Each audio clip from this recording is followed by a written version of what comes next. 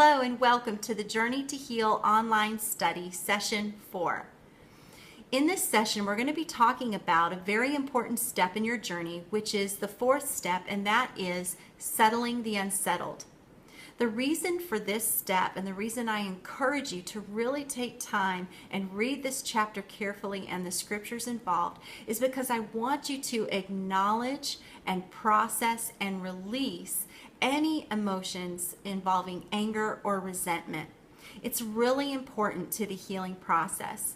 So with us today, I have Julia and Abby and Kim again, and I've asked them the question, are they still holding any kind of resentment or anger concerning their stories of abuse? And I want to just start us off by letting you have an opportunity to hear their stories. I think for me, I still struggle with resentment at my mom. I think that I've come to a place, as I've kind of been working on things over the years that, I feel like I have forgiven my stepfather. Now we don't have a lot of interaction. He lives on the other side of the country, but, I tend to kind of come from it with my armchair psychology and think, he was wounded, and so, that kind of that whole thing. Doesn't dismiss anything he did. I think it's awful, but, for me, I had to let the anger and bitterness go over that because it just permeated everything.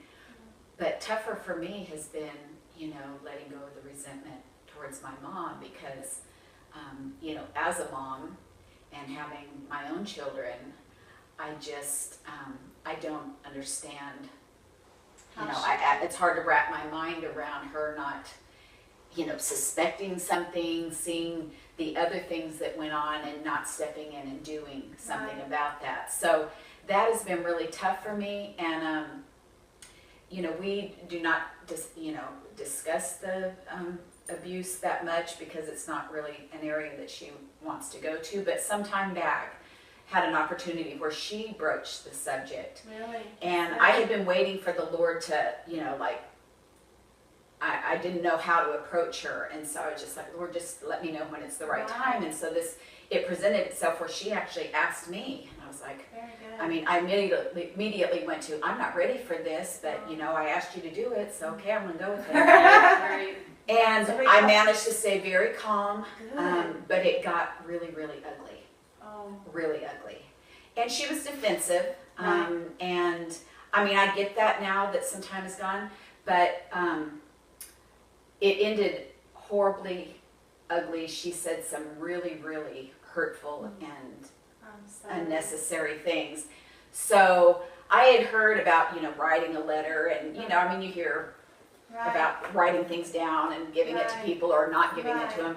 And so, honey, I did up my anger letter and I was good and fired up when I did it. And I didn't say anything unkind. I asked the Lord to guide me in that, but I laid out everything that happened and how I felt that she, did not do her part as a mom and, how as a mom now, all that kind of stuff.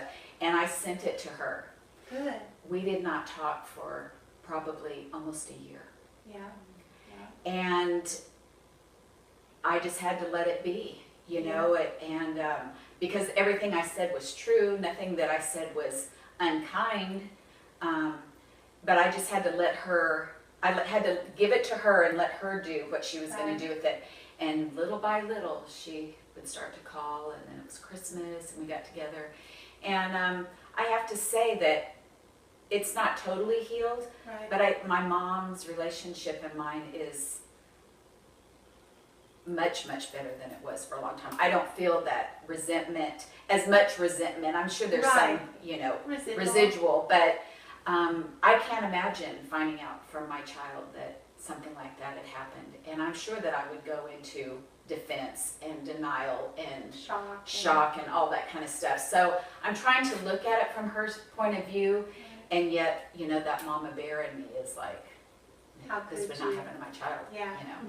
So, that's definitely something that I have to work on. And every time we kind of go at heads, it brings it up, and I feel myself kind of like, well, you know. Right. So, Right. Yeah. Well, we'll talk. I'm glad you brought that up. I'm glad you mentioned that. We'll talk about what biblical forgiveness is, as we get into the next chapter for sure. Because I think that's important that, there's a part of dealing with that bitter root or that resentment is the process of forgiveness, and there's different stages to that. And you've come to a place of forgiveness with your mom, or where you're able to have and maintain a relationship. And if it's still sore in spots, you're still feeling it, and you feel you want to bring that up, then there may be some areas that still need to be worked on and forgiven. But I believe it really does come in stages. It does take time. And one of the biggest steps that you took was telling her the truth. This is what you, like what we talk about in this particular chapter, this is what you did to me. This is how it has affected me. This is what I'm trying to do to heal so that I can work towards forgiving you.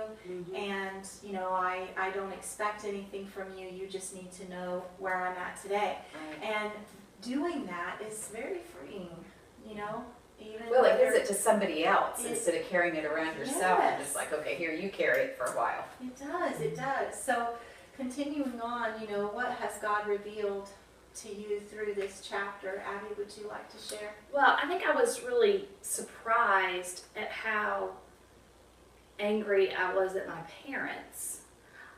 Because I was obviously angry at my abuser. I felt, that's an obvious person to be angry at. And I really struggled with an incredible amount of anger at God. Just a very almost paralyzing amount of anger at God. But through reading this and through prayer, and just having some really raw conversations with the Lord, and with people that were godly women in my life, realizing that anger that I had towards God was really anger that I had towards my parents, that I was just kind of, putting on God's shoulders. And so it shocked me how much anger came forth when I would think of them, because,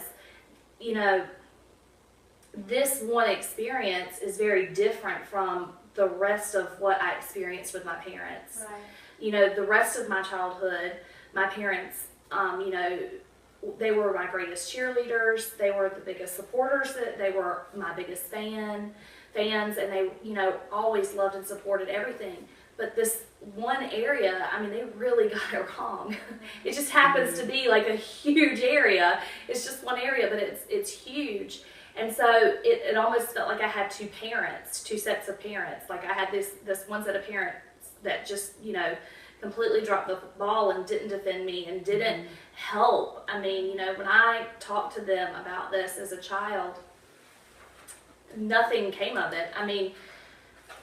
Literally, I did not have another conversation. It was never brought up ever again until I started, going through this. And so, to go all of those years and never know what happened, or was it me, or what did you ever talk to this family member, or, just having so many questions, that felt like one set of parents. And then I had the other set of parents that were like, you're doing great, and we're going to go to all your dance recitals, and we're going to go to all, your award ceremonies, and we're going to cheer for you. And so it was just kind of reconciling those two people. But when I kind of faced the abandonment, which is what it came down to, the abandonment in this area, and really faced it, and decided to write an anger letter to my mom and my dad, it was a very, very emotional thing. Because I know that my parents love me, and I love them tremendously. And so I knew that writing this letter would open up something that couldn't be closed again. And for good, bad, or indifferent, something was going to change. And that's a scary prospect. But I knew that I knew, because I spent a lot of time praying, an incredible amount of time praying, and had a lot of people praying with me. I knew that God wanted to, clearly, he said to me, I want to break these chains. I want to break these chains in your life, and I want to break these chains in your parents' lives. And so I wrote that letter, and it was difficult because, you know, I didn't want to hurt my mom and my dad by saying these things. So it was really difficult, but I did it.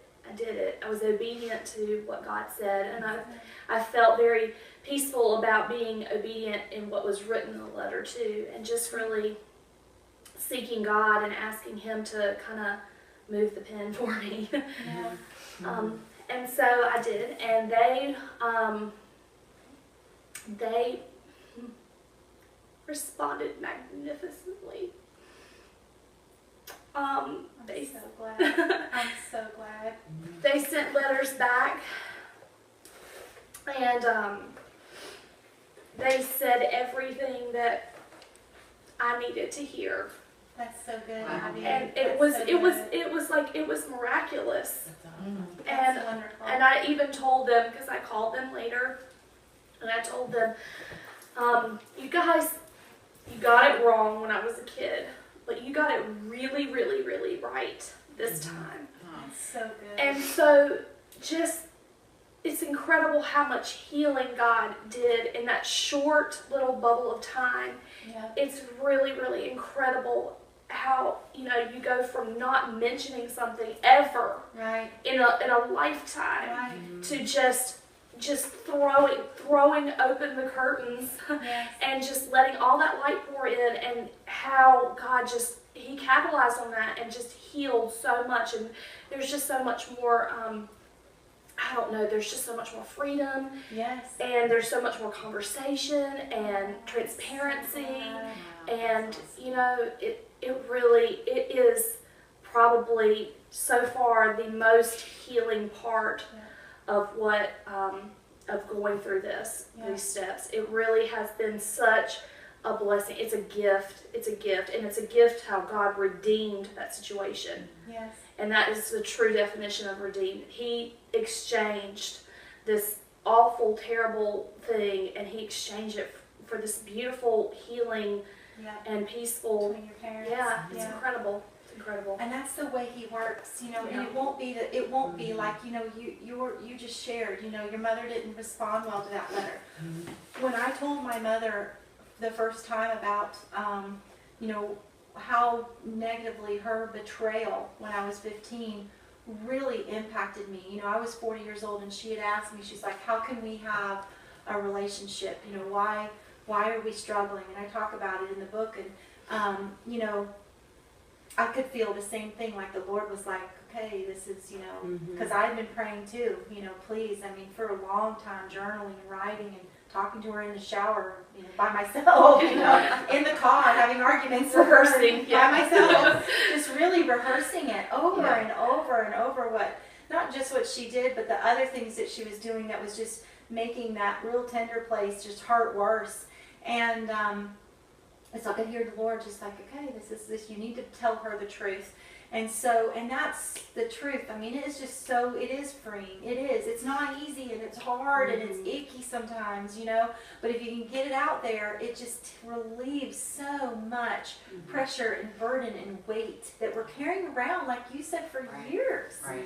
And we don't have to. You know, what does the word say? Cast all your cares upon the Lord, you know, or cast all your burdens on the Lord, because he cares for you. And so we can do that. And then sometimes he leads us and wants us to tell the truth to those we love. And so it was that moment, and I was like, okay, I got to tell the truth. And it just came out, you know, and it came out okay. I regret it. I wish I could have just done the letter. I think it would have maybe been better, because, you know, you know when you're nervous, Right. your voice gets louder and Yeah. higher pitched. Why are you? And I wasn't trying to yell. I just so but I told her, and like you, Kim, she didn't talk to me for almost 2 years after that. And then, but then same thing. You know, the Lord just kind of orchestrated some things, and she, you know, wrote me a letter. And it was a letter apologizing for, not being there when I needed her most. And, she said the things I needed to hear. I just needed that affirmation and validation that she Right. knew she was wrong. And, but the thing about an anger letter is, and we'll talk more about that, here in just a second. It is important to know that won't always, Right. your story, and I think it's going to be often more like yours, where they don't respond quite like they should. They may come around a little bit and kind of begin to understand, but they don't fully. Sometimes they don't at all. I mean, I have women I've mentored that they've sent letters and they've gotten no response. So you have to go into it with, first of all, prayerfully, does God even want you to send a letter? I mean, and I stress that in this chapter, it is really important to write it. It's Right. important to go through that, just like it's important to just write your story down and process that. It's also important to get all these negative, identify what the negative feelings are, who they're directed towards, and then get it out on paper and give it over to the Lord. Because it prepares your heart for the next step of forgiveness. And you have to do it in such a way that, you really pray about it. God, do I need to send this? I know that's something you said. You really, really prayed about it. And is that something that I need to do? And wait on the Lord and find that release, that peace in your heart. I need to do it like you had. And then you just do it, going into it with the understanding that, I'm probably not going to get any response, or if I do get a response, it could be very negative, and I need to be prepared for that. That this is really more for me to finally put words to what I've not been able to put words to, Right. to what has never really been talked about or spoken. Right. That's what it's about, and go from there. So, I'm sorry. Well, I was going to say this, that one of the things that you said in this chapter is, what would you say to your offenders today if there were nothing to fear or to hold you back? And I think for me, like my aggressive abuser is not alive any longer. So writing a letter to him and sending it is not an option. But, to write a letter to him is my opportunity to say all of the things that I want, all of the things that are already rolling around in my brain anyway. Like the things that I'm rehearsing in the shower, or the things when I'm, ugly crying and at the worst, that lowest point, to just be able to it's like sucking the poison out. It really is like that. There's something in the method of physically taking a pen and putting it to paper that just draws out it deflates so much in your heart. It does. And so with my aggressive abuser, being able to write a letter to him, it sucks out all of that venom, all of that ugliness, all of that anger.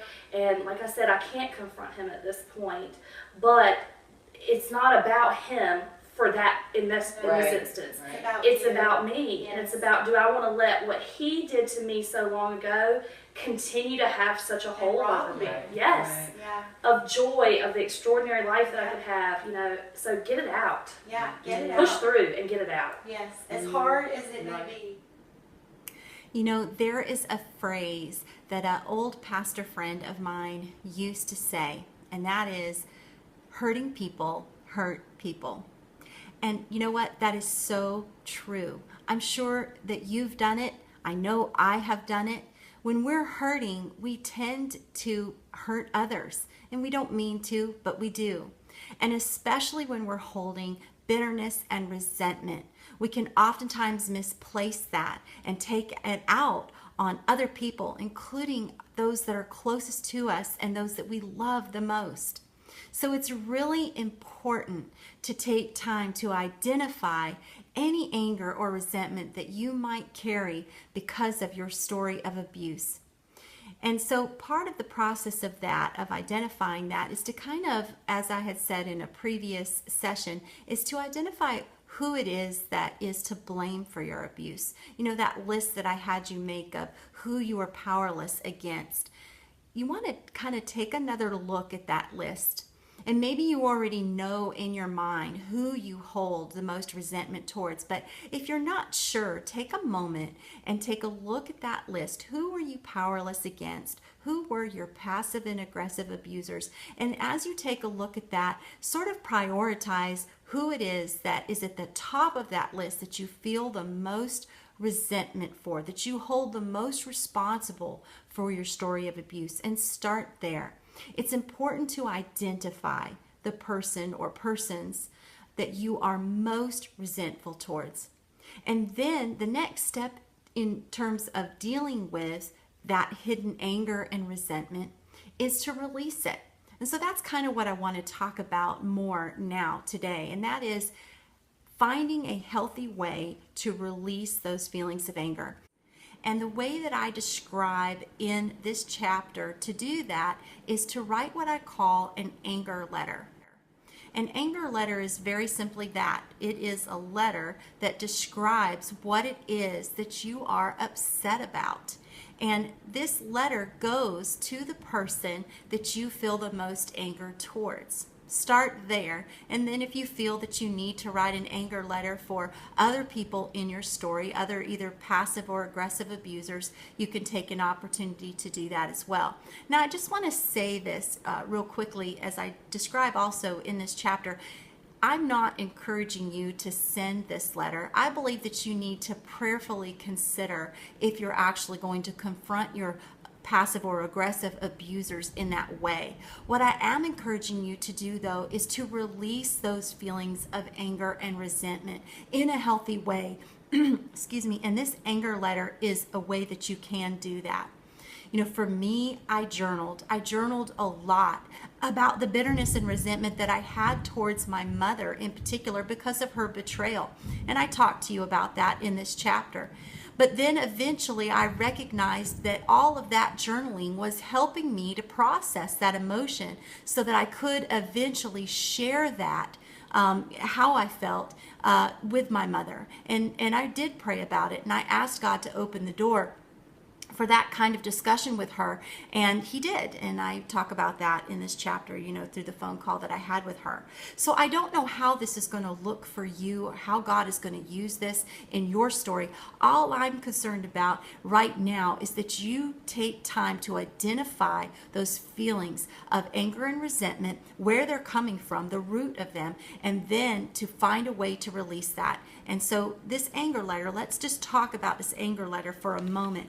This anger letter really has three components that I want you to focus on. The first is in writing this letter, you want to tell the person what it is you're upset about, what it is that they've done to hurt you. Specifically, be very specific on what it is that you are most upset about. And in doing that, just that process alone is going to help you in a huge way in being able to process your feelings of anger and resentment, because you're going to pinpoint what it is that you're most upset about. So you want to tell them that, you know, what it is that they've done that's hurt you the most, and then you want to tell them how it has impacted your life and what you're having to do in order to heal. And then the third thing that you want to do is you want to let them know that you don't expect anything from them, and that in fact you are working on healing so that you can forgive them. And yes, I did say forgive them, because that is one of our next essential steps. So 3 things. What did they do that hurt you the most? How has that impacted your life, and what are you having to do in order to heal? And that you do not expect anything from them, and in fact you are working towards forgiveness.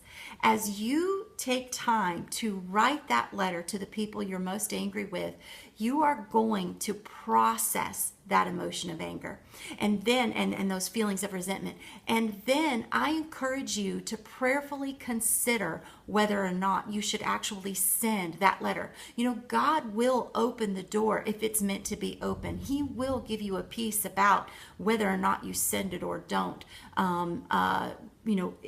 At the right time. So you just do the work of writing the letter, and let him direct you in the rest.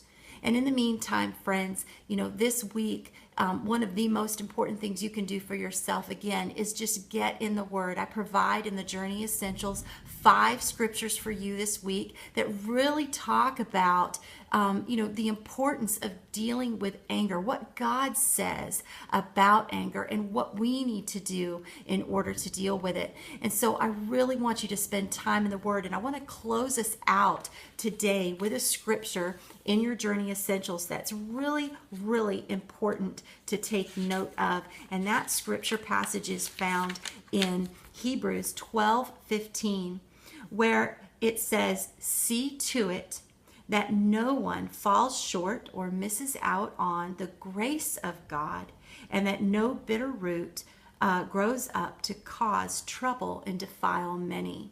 The bitter root of resentment can really, really wreak havoc in our lives. And it's important that we pull up that root and that we deal with it so that we can lead the abundant lives God's called us to, the ones that He provides for us. So until next time, know that I'm going to be praying for you as you process and as you write your anger letters. And I'm going to look forward to seeing you again next week as we dive into our next session together.